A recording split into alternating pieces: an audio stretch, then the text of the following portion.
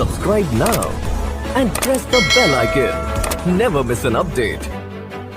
સમગ્ર દેશની અંદર જે વિકાસ થઈ રહ્યો છે, સમગ્ર દેશને આખા વર્લ્ડમાં એક મોખરાનું સ્થાન મળ્યું છે અને આખું વર્લ્ડ જ્યારે પૂછતું થયું છે અને જ્યારે અમેરિકા નરેન્દ્રભાઈને સલામ કરતું હોય ત્યારે આપણે સમજી લેવાની જરૂર છે કે અહીંયા આગળ જે વર્ગ આપણી સામે આવ્યો છે, તમને બધાને ખબર છે, મારે બહુ સમજાવવાની જરૂર નથી, પણ એને ખોટા વાયદા અને વચનોના બજાર સાથે અહીંયા જ્યારે પ્રચાર કરતા હોય ત્યારે આપણે એને બિલકુલ જાકારો આપવાનો છે અને એવા તત્વોને, આ દેશદ્રોહી તત્વોને આપણે બિલકુલ દૂર રાખવાના છે.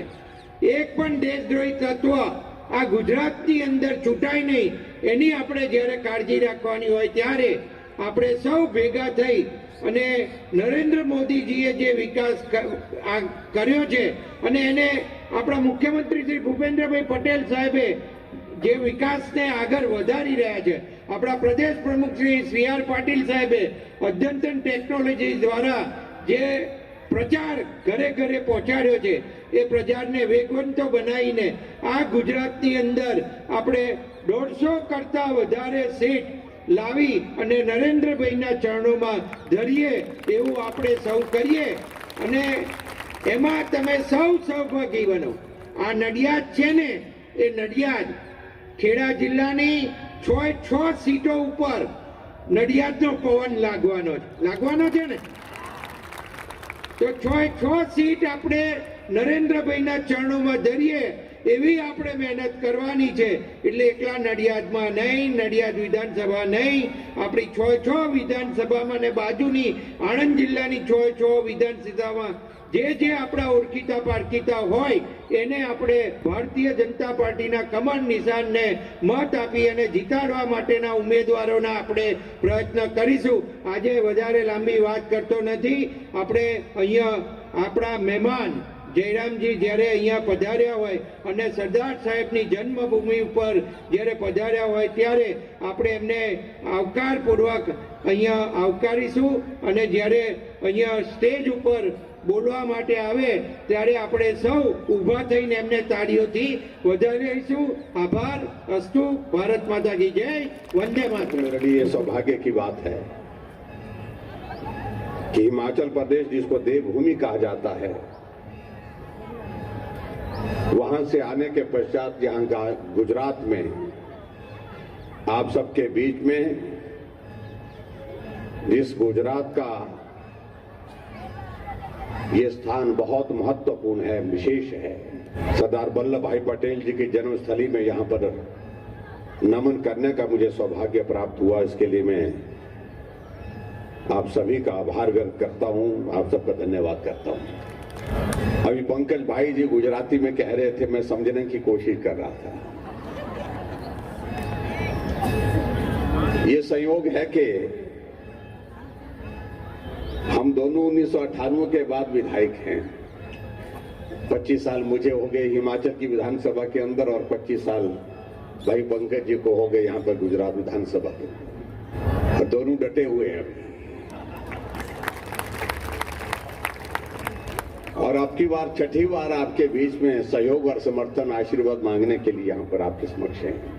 पिछली बार जीते तो लगभग 5 गुना बहुमत के साथ ये जीत करके विधानसभा के अंदर पहुंचे, तो स्वाभाविक रूप से अब की बात ये बनता है कि कम से कम 6 गुना बहुमत के साथ ये टूट करके फिर से हम गुजरात की विधानसभा में पहुंचे. और जब हम दोनों एक चीज तय कर लेते हैं, आज आप भी अपना रिकॉर्ड तोड़िए, हम भी अपना रिकॉर्ड तोड़ रहे हैं इस बार. जब मुझे कहा कि आपको गुजरात जाना है, हम सोचने लगे कि गुजरात जाकर के करेंगे क्या. चुनाव तो एक तरफा है, कुछ करने की और कहने की जरूरत तो है नहीं. लेकिन पार्टी ने कहा कि जाना है. हमने कहा कहां जाना, कहा कि नडियाद जाना है. फिर मालूम करने की कोशिश की मैंने कि नडियाद में कौन हमारे पार्टी के प्रत्याशी है, तो मालूम पड़ा पंकज भाई जी है. लेकिन मैं एक बात सीखने के लिए आया हूं आपके बीच में यहां। ये गुजरात एक मॉडल स्टेट है जहां से काम करने का तरीका भी हमको सीखना है और सरकार बार बार बनाने का तरीका भी सीखना है।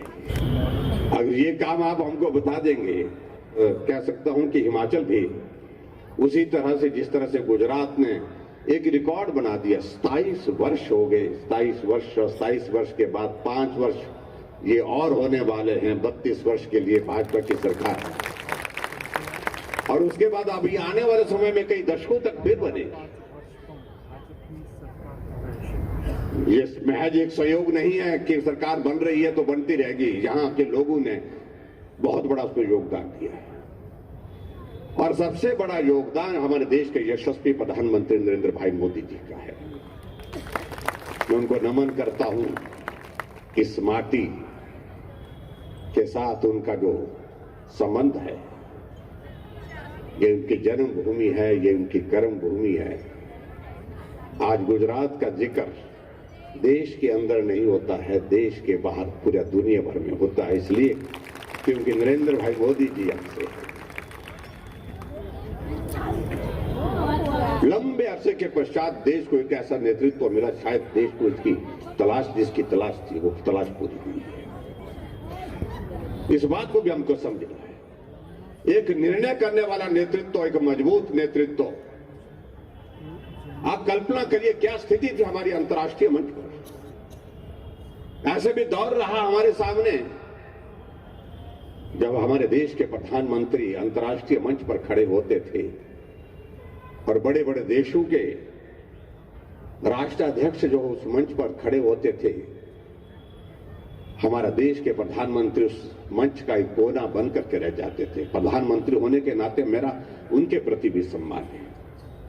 लेकिन आज परिस्थिति आप देखिए, जब हमारे देश के यशस्वी प्रधानमंत्री नरेंद्र भाई मोदी जी किसी अंतर्राष्ट्रीय मंच पर खड़े होते हैं तो बड़े बड़े देशों के राष्ट्राध्यक्ष अपने पांव को नहीं रोक पाते हैं, पांव स्वतः चलते हैं उस दिशा में जहां नरेंद्र भाई मोदी जी खड़े हैं, और पांव नहीं हाथ आगे बढ़ता है हाथ मिलाने के लिए जहां नरेंद्र भाई मोदी जी खड़े हैं। ये अंतर है जिस अंतर को समझना और समझाने की आवश्यकता है। ये हमारा सौभाग्य है। 8 वर्ष से ज्यादा का कार्यकाल पूरा हो गया प्रधानमंत्री के नाते, लेकिन कोई उंगली उठा करके नहीं कह सकता है। ये बहुत कठिन काम है, और मैं कह सकता हूं कठिन ही नहीं, बहुत कठिन काम है, मुश्किल काम है। इसलिए भाई और बहनों, मैं समझता हूं जहां गुजरात के विकास के मॉडल की अगर हम बात करें, आज चुनाव यहां पर गुजरात के मॉडल को लेकर के हम हर क्षेत्र में देखते हैं गुजरात आगे बढ़ता जा रहा है।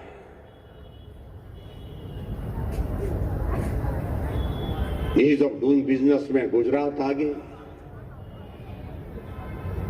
आर्थिक दृष्टि से अपने पांव पर खड़े होने वाला कोई राज्य समृद्धि के साथ अगर कोई खड़ा हो रहा है तो गुजरात आगे। अगर इंफ्रास्ट्रक्चर की अगर हम बात कहें तो उसमें गुजरात आगे। सामाजिक क्षेत्र में अगर आगे बढ़कर के काम करने वाला कोई प्रदेश तो उसमें गुजरात आगे। आज गुजरात ऐसा एक नाम बन गया है जहां सभी प्रदेश पूरे देश भर के एक नहीं अनेक चीजों को सीखना चाहते हैं, समझना चाहते हैं, ताकि हम सब लोग, बाकी लोग भी अपने प्रदेशों में उस काम को कर सकें। और जहां तक बात रही यहां इस चुनाव की, हम पूछ रहे थे पंकज भाई से बोलने के लिए कौन सी पार्टी है जिसके खिलाफ बोल रहे हैं। यहां बोलते इन्होंने कहा कि कोई पार्टी ही नहीं बची है जिसके खिलाफ कुछ बोला जाए। मैं देख रहा था पिछले कल एक हमारे महानुभाव, एक कांग्रेस पार्टी के नेता यात्रा पर निकले हुए थे, यात्रा छोड़ करके बीच में गुजरात आ गए थे और उसी टी शर्ट पैंट में आ गए थे जिसमें वो यात्रा कर रहे थे। यात्रा करते करते आए और यात्रा करते करते ही चले गए। मालूम नहीं क्या कहना चाहते, लेकिन विचित्र परिस्थिति है। कहीं भी अगर किसी प्रदेश में अगर चुनाव हो रहा होता है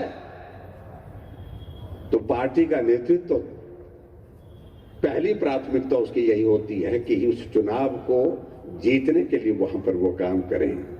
और ये विचित्र परिस्थिति हम देख रहे हैं, गुजरात में चुनाव हो रहा है, हिमाचल में चुनाव हो रहा है, उनको यात्रा पर भेज दिया। मुझे तो लगता है कि बड़ा षड्यंत्र है इसके पीछे, कोई योजना लग रही है,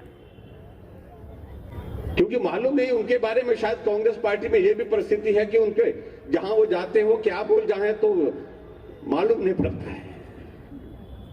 एक दिन हम देख रहे थे, कोई महंगाई पर एक दिल्ली में एक रैली की उनने, और भाषण देते देते पूरे देश भर के जो लोग बुलाए थे वहां भाषण देते देते कहा कि महंगाई ऐसी हो गई कि आटा 40 रुपए लीटर हो गया।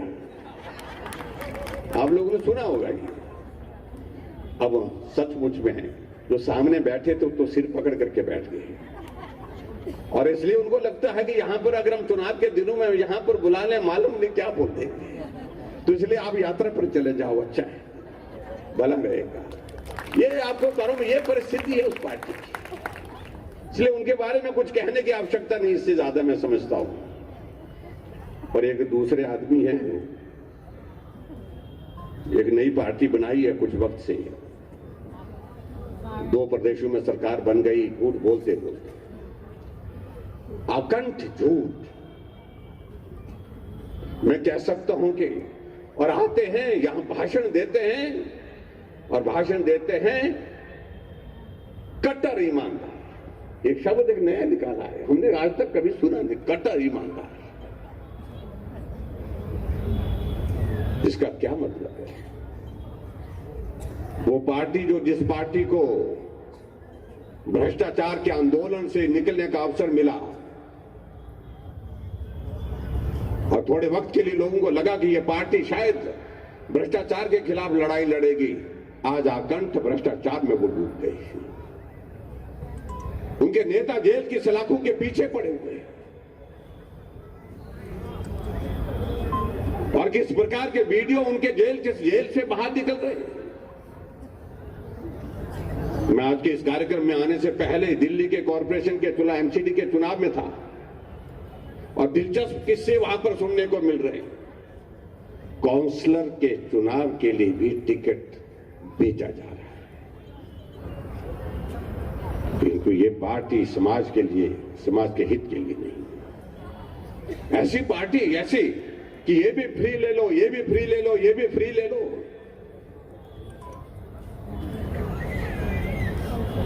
ये गुजरात स्वाभिमान के साथ काम करके जो है आगे बढ़ने वाला, समाज का एक मार्गदर्शक करने वाला प्रदेश है, और ये भी ले लो, ये भी ले लो, पैसे लेकर के ले लो, बिना पैसे के ले लो, इस प्रकार की सारी बातों को लेकर के मुझे नहीं लगता गुजरात स्वीकार करेगा। इसलिए मेरा विनम्र निवेदन है आप सबसे, इस प्रदेश में बहुत बड़ा विकास हुआ है, और विकास के लिए अगर श्रेय जाता है तो वो श्रेय जाता है एक पार्टी को जाता है, जिसका नाम भारतीय जनता पार्टी है। और आज से नहीं, वर्षों से। इसलिए मेरा आप सबसे निवेदन है, और जिस प्रकार से गुजरात में यहां विकास को गति देने के लिए हमारी डबल इंजन की सरकार, केंद्र सरकार ने जिस प्रकार से काम किया है, उसके लिए आदरणीय प्रधानमंत्री जी को, भाई अमित शाह जी को मैं बहुत बहुत बधाई देता हूं। गुजरात आगे बढ़ा है, अलग पहचान के साथ आगे बढ़ा है, और निश्चित रूप से एक सम्मानजनक परिस्थिति में पहुंचा है। लेकिन क्या गुजरात को आगे बढ़ना और आगे बढ़ना है, और उसके लिए आवश्यक है सारी बातें एक तरफ जो है, और हम यहां आगे बढ़ने के लिए भारतीय जनता पार्टी को समर्थन दें, सहयोग दें, आशीर्वाद दें। और निश्चित रूप से मैं इस बात को मैं दावे के साथ कह सकता हूं, जहां भारत की राजनीति में गुजरात इस चुनाव में एक रिकॉर्ड स्थापित करने वाला, ये चुनाव ऐतिहासिक चुनाव होने वाला है। और ये भारत माता की, भारत माता की। अगर पंकज भाई जी का रिकॉर्ड बनाना है तो उसके लिए वोटिंग इस तरह की होनी चाहिए, 85% के ऊपर होनी चाहिए। ये बहुत आवश्यक है। कई बार हम भावनाओं में जाते हैं कि नहीं, पंकज भाई तो जीते हुए हैं, अरे जीत तो तय है, लेकिन ये जीत ऐतिहासिक होनी चाहिए, शानदार होनी चाहिए, जो आने वाले समय में गुजरात के विधानसभा के रिकॉर्ड के साथ स्थापित होनी चाहिए। पंकज भाई तुम आगे बढ़ो। और इसलिए मेरा आप सबसे निवेदन है कि इस काम को करने के लिए आप जरूर निकलें और हमारे देश के यशस्वी प्रधानमंत्री नरेंद्र भाई मोदी जी को ताकत मिलेगी, मजबूती मिलेगी जब आपके इस विधानसभा क्षेत्र का जीत का रिकॉर्ड पहले से और ज्यादा बढ़ेगा और गुजरात नरेंद्र भाई जी के साथ, पूरा देश नरेंद्र भाई जी के साथ, हिमाचल मोदी जी के साथ, और ऐसे में निश्चित रूप से आने वाले समय में उनको आगे बढ़ने का हौसला मिलेगा, ताकत मिलेगी। उस ताकत को हम सबको बनना है। तो यही मुझे आप सबसे निवेदन करना है। आओ हम आज के इस दिन प्रण करते हैं कि आपके इस विधानसभा क्षेत्र नडियाद से अब की बार फिर से पंकज भाई जी को रिकॉर्ड वोटों के साथ जिता करके विधानसभा में भेजेंगे और गुजरात में भारतीय जनता पार्टी की सरकार फिर से सत्ता में आएगी और सत्ता में आने के पश्चात आपके इस क्षेत्र के विकास के लिए प्राथमिकता निश्चित रूप से रहेगी। उस सारी चीज को पूरा करने के लिए हम मिल करके एक काम करें कि ज्यादा से ज्यादा मतदान करें। यही मैं आप सबसे निवेदन करना चाहूंगा और भाई पंकज जी को मैं अपनी ओर से बहुत बहुत बधाई भी और शुभकामनाएं भी देता हूं। छठी बार जीतेंगे आप और छठी बार जिस दिन आप जीतेंगे उस दिन हमारा भी परिणाम है, हम आपस में एक दूसरे को बधाई देंगे। और आज तो मैं शुभकामनाएं देता हूं, बधाई उस दिन देंगे 8 तारीख को। इतनी बात कहते हुए आप सब आज के इस कार्यक्रम में यहां पर पहुंचे, आप सबका बहुत बहुत धन्यवाद। नमस्कार, जय हिंद।